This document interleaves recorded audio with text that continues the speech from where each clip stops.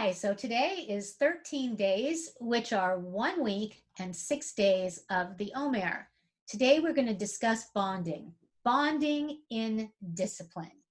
So as we work our way through the different emotional attributes of our being, we get the opportunity to improve ourselves, to develop our character, and enhance our interactions with others. So our whole world begins to shift and evolve. We elevate ourselves, we expand upon our relationships and the connection that we have to the divine within us, and also the people that we have in our world around us. So once again, this is the 13th day that we're going into Yesod of Givorah, and we are going to be discussing bonding in our relationships. So all relationships need a strong and healthy bond. Without it, the very fibers that hold it together will unravel. The bonding between a parent and a child is so essential to the foundation of the ultimate fabric of the child's life. As he or she grows and develops into maturity, their entire life has been affected by that very bond, for better or worse. We can embrace and feel loved and warm and nourished by the bond that we have, or we can spend years running away from it. Many people do, trying to make ourselves whole, to make sense of it all, to make sense of our early relationships, ourselves, and also our purpose in this life. Some feel energized by the early bonds that they have or the bonds that they have with people in their life, able to achieve anything, and while others feel victimized, lacking, and some feeling like they fall somewhere in between. And this may happen at different times throughout our lifetime, depending upon the relationship that we're dealing with or the bond that we're talking about. Our childhood bonds can affect the bonds that we create in our adult lives. Everything is, a domino that moves on. And then they can even filter down and affect the bonds that we go on to create with our own children. Sometimes, if there's bonds that are unhealthy, we need to look at the relationships and repair them so that what we can then do as we move forward in our lives is create healthy, lasting bonds. So during this pandemic that we're in, or actually any crisis, bonds can be broken by the stress. We could have good bonds, but they could be fractured. Or on the other hand, created by the opportunity that is hidden within when people come together, band together, and bond to overcome a shared catastrophe. We can see this when there's hurricanes and floods and fires, and now we have it with the COVID pandemic. There are all kinds of bonds. Some can be found between coworkers and love relationships and friends, fraternities, sororities, athletes. It goes on and on and on and on. Even the bond that we can find that is sometimes hidden or sometimes right there, right in front of us with a pet. We sometimes have that bond with a pet that can affect our entire relationship. Some bonds with pets, they can be as strong as a bond between a parent and a child.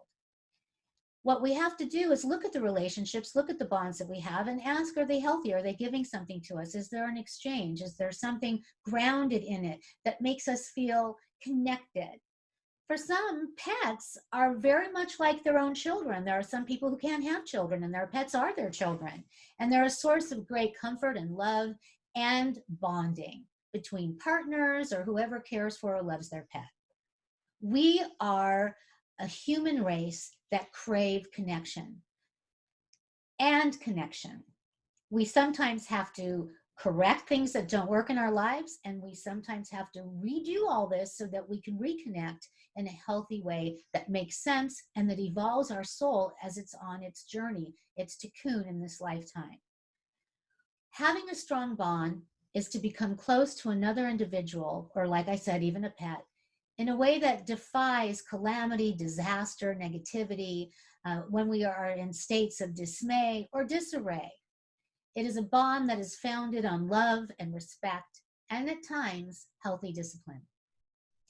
Parents discipline their children in the hope that they will grow up good and strong and healthy and able to function well in their lives and in society, to be productive, whole, and complete individuals. Pet owners, they need to apply a little discipline too, or the furniture and the shoes get eaten and accidents happen all over the house and it becomes unmanageable and unlivable. When we have a healthy bond, there has to be a core foundation of trust, of love, and a very strong sense of connection for it to be healthy and effective when we discipline. It is said that the bonds we create are at the core of every relationship we have, be it healthy or otherwise. Rumi is quoted as saying, "Words are pretext. It is the inner bond that draws one person to another, not words."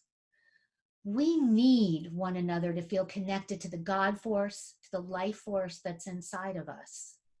We are emotional beings who want to feel, touch, and share ourselves with others. It's challenging during this pandemic to stay at home, to keep a physical and social distance away from each other. And the bonds that we have created with others, they start to defy all natural restrictions, begging us to go against the stay-at-home orders, begging us to go out, begging us to connect. However, to truly protect one another and humanity as a whole across the world, we've been forced to stay at home and find other ways to connect, to nurture the bonds that tie us each to the other. And yes, that takes discipline. And that's what we're talking about today, Yesod and Givurah. Bonding in discipline, what our emotional attribute is all about, what it's connected to, and what we need to explore in our life, in our relationships, in our emotional state of being. Our bonds have to be so close that we are willing to be disciplined in our behavior, following the rules, taking care of ourselves, our families, and others by, at this time, practicing physical, personal restriction. This is temporary. It will pass. Some people are trying to shift and move out maybe just a little too soon. We'll find out, or we'll look and see what happens with them, and then we'll make our adjustments and corrections as we go along. However, the bonds that we have created as one collective humanity through our discipline thus far could last lifetimes if we don't break them, if we honor them and we continue. The effect of the bonds that we create now during this crisis will play out over decades.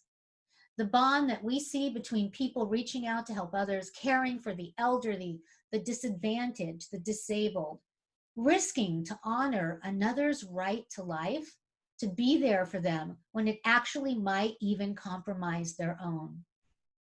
These are disciplined bonds that can't be broken. They will stay in our hearts and our minds forever.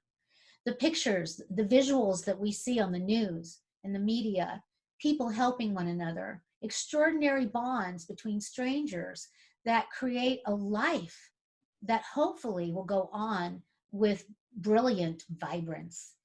It's going to be our choice how we honor these bonds that have been made and then pay it forward.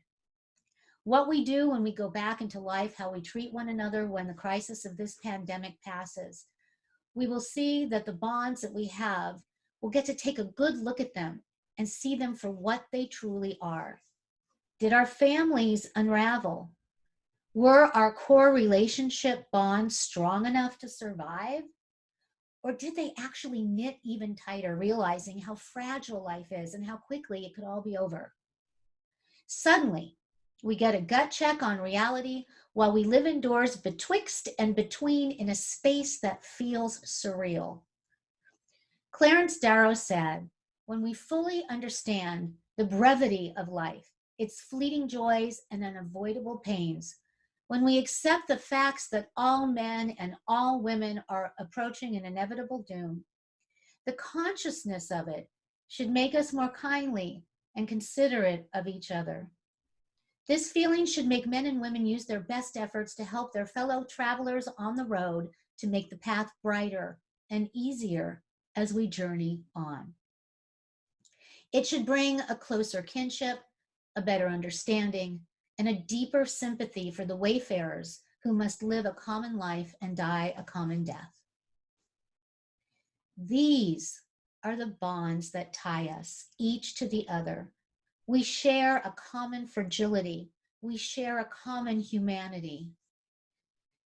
Diana Hardy wrote, "A bond between souls is ancient, older than the planet."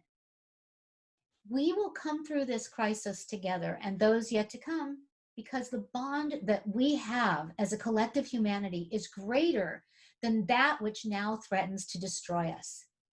So today we ask, may we have the discipline to guide us and get us through, and may the bonds that tie us inextricably to the other not be broken. May we think about the healthy bonds that we share and the discipline that it's taken to get us where we are, and how best to continue to build upon them, as well as to create new ones. To quote Vera Nazarian, sometimes reaching out and taking someone's hand is the beginning of the journey. At other times, it's allowing another to take yours. Well, we might be in a situation right now where we might not be able to physically hold hands at this time, but what we can do is certainly embrace the journey, biyachad, together. So be well, take care, be safe, and think about all of this evening and tomorrow until sundown about the bonds that you have created, the bonds that might be at risk right now, the bonds that maybe had broken that you might be able to try to repair, so that the time that we spend indoors can elevate us, so that when we walk outside, the world will be brighter and better for us having been here together. Shalom.